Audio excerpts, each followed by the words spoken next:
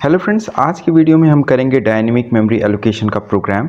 तो सबसे पहले हम यहाँ पे हेडर फाइल लिख लेते हैं। यहाँ पे कोनियो और stdio.h हेडर फाइल लिखने के बाद हमने stdlib और alloc.h हेडर फाइल लिखा है। ये इन दोनों हेडर फाइल्स के अंदर डायनेमिक मेमोरी एलोकेशन से रिलेटेड फंक्शन होते हैं। इसके बाद हमने string.h हेडर फाइल इंक्लूड कराया है, क्योंकि यहाँ पे हम इस प्रोग्राम में स्ट्रिंग रिलेटेड फंक्शन का यूज करने वाले हैं।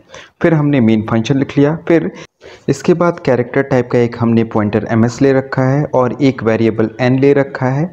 इसके बाद हमने क्लियर स्क्रीन लगा दिया।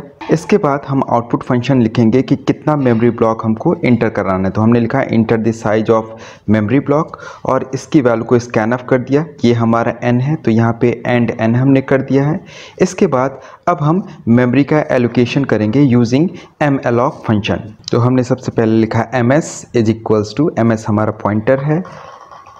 देन हमने लिखा कैरेक्टर स्टार, इट मीन्स जो वैल्यू हमारी मेमोरी पे स्टोर होगी वो कैरेक्टर टाइप की होगी। फिर malloc फंक्शन लिखा।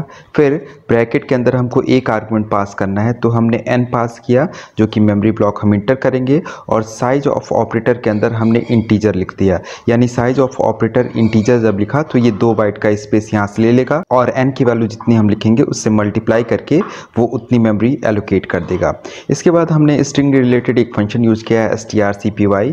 ms के अंदर हमने कॉपी करा दिया कोडिंग वर्ड। तो हमने लिखा है ms coding word, it means ms जो हमने लोकेशन एलोकेट किया था वहाँ स्टोर हो जाएगा कोडिंग वर्ड। इसके बाद अब हम ms को प्रिंट करा देंगे।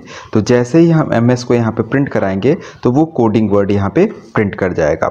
इसके बाद इसी में हमको अगला फंक्शन अपना यूज करना है रीअलॉक फंक्शन। रीअलॉक फंक्शन जो होता है वो री एलोकेशन ऑफ मेमोरी के लिए यूज होता है। इट मीन्स जो अभी हमने malloc के थ्रू मेमोरी एलोकेट किया था उसको अगर हम फर्दर घटाना या बढ़ाना चाहते हैं देन उसके लिए रीअलॉक फंक्शन का यूज करेंगे।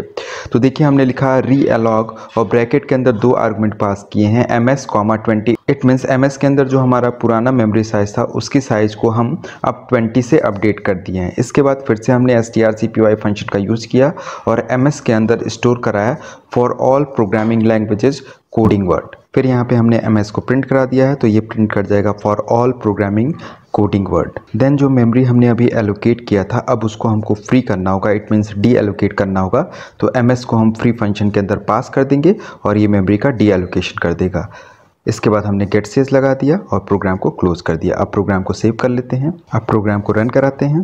देखिए यहाँ लिख के आ रहा है enter the size of memory block. हमने 5 इंटर किया तो यहाँ पे हमारा 10 बाइट का स्पेस ऑक्युपाई करेगा, कोडिंग वर्ड प्रिंट कर देगा। फिर रीएलोकेशन के बाद प्रिंट कर देगा for all programming languages coding word. तो आज की वीडियो में इतना ही। वीडियो पसंद आया होगा, वीडियो पसंद आया तो चैनल को सब्सक्राइब कर दीजिए और वीडियो को लाइक, कमेंट एंड शेयर करना मत भूलिएगा। Thank you.